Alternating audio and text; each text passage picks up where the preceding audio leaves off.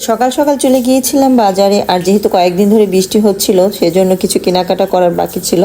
তো চলে গেলাম বাজারে, আর বাজার থেকে অনেকগুলো মুরগি নিয়ে আসলাম। আর এই মুরগিগুলো আমি কেটে পরিষ্কার করে ধুয়ে নিয়েছি। আর এখানে আছে শাপলা, আর এই শাপলা কে কে চিংড়ি মাছ দিয়ে খেতে পছন্দ করো। আর সাথে আছে ধুন্দুল, আর আছে করলা, সাথে আছে কাঁচা পেঁপে, আছে হলো কচুরমুখী, আর এখানে কাঁচামরিচ। আর কাঁচামরিচের যেমন ঝাল তেমন দামও। এখানে 100 টাকার কাঁচামরিচ, চিন্তা করা যায়।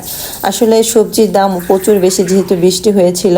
আর এখানে আমি কাঁচামরিচগুলো খুব সুন্দর করে পরিষ্কার করে এটা রেখে দিয়েব ফ্রিজে। তো আসসালামু আলাইকুম, সবাই কেমন আছেন? তো নতুন আরেকটি ব্লগ নিয়ে চলে আসলাম। আর এখানে হলো শাপলা, আর শাপলাগুলো এই বছরের প্রথম। আর যেহেতু নতুন পানির শাপলা সেজন্য শাপলাগুলো বেশি বড় না, ছোট সাইজেরই। তো এটা আমি পরিষ্কার, আর শাপলাগুলোকে আমি এক সাইজ করে সুন্দরভাবে কেটে নিয়েছি। আর এগুলো ধুয়ে পরিষ্কার করে নিলাম। আর এখন আমি রান্না বসিয়ে দেব।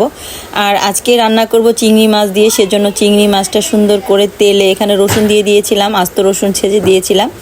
তো সুন্দর করে এটা কষিয়ে নিচ্ছিলাম। আর এখানে দিয়ে দিলাম আদা রসুন বাটা, হলুদের গুঁড়া, মরিচের গুঁড়া, আর সাথে ধনিয়া গুঁড়া।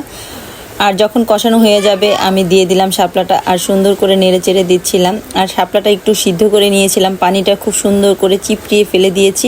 এতে শাপলার পানি আর উঠবে না, আর ঝরঝরা হবে। শাপলা ভাজিটা অনেক মজা হবে খেতে। এই তো দেখতেই পাচ্ছেন আমার শাপলা ভাজিটা প্রায় হয়ে গেছে।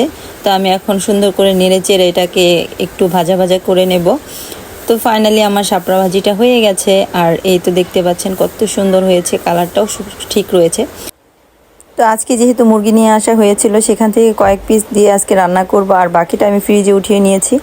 আর এই তো দেখতে পাচ্ছেন আমি মাংসগুলো দিয়ে দিয়েছি কষানোর মধ্যে। আর এখানে দিয়ে দিলাম কয়েকটা আলু এবং কয়েকটা পেঁপের পিস। তো এই তো আমি নেড়ে চেড়ে নিচ্ছিলাম। আর ভালো করে কষানো হয়ে গেলে এখানে একটু পানি অ্যাড করে দেব। আর বলক এসে গেলে অল্প একটু জিরার ফাঁকি দিয়ে এটা আমি নামিয়ে নিলাম, দেখতেই পাচ্ছেন। আর এখন বানাবো আমি ভর্তালারা, আসলে আমাদের গ্রামের ভাষায় বলে ভর্তালা, এটা হলো শুটকি ভোনা। এখানে আমি কয়েকটা চিংড়ি মাছ দিয়ে দিয়েছি। আর আমার এই তো সুন্দরভাবে ভর্তালাটা হয়ে গেছে। আর লাস্ট ফিনিশিংয়ে আছে আম, সবাই আম পছন্দ করে। এই তো কাঁঠাল গাছ থেকে কাঁঠাল পাড়া হলো, তবে উপর থেকে না, একদম মাটির সাথে লেগেছিল এই কাঁঠালটা। এখন কাঁঠালটা পেরে নিলাম।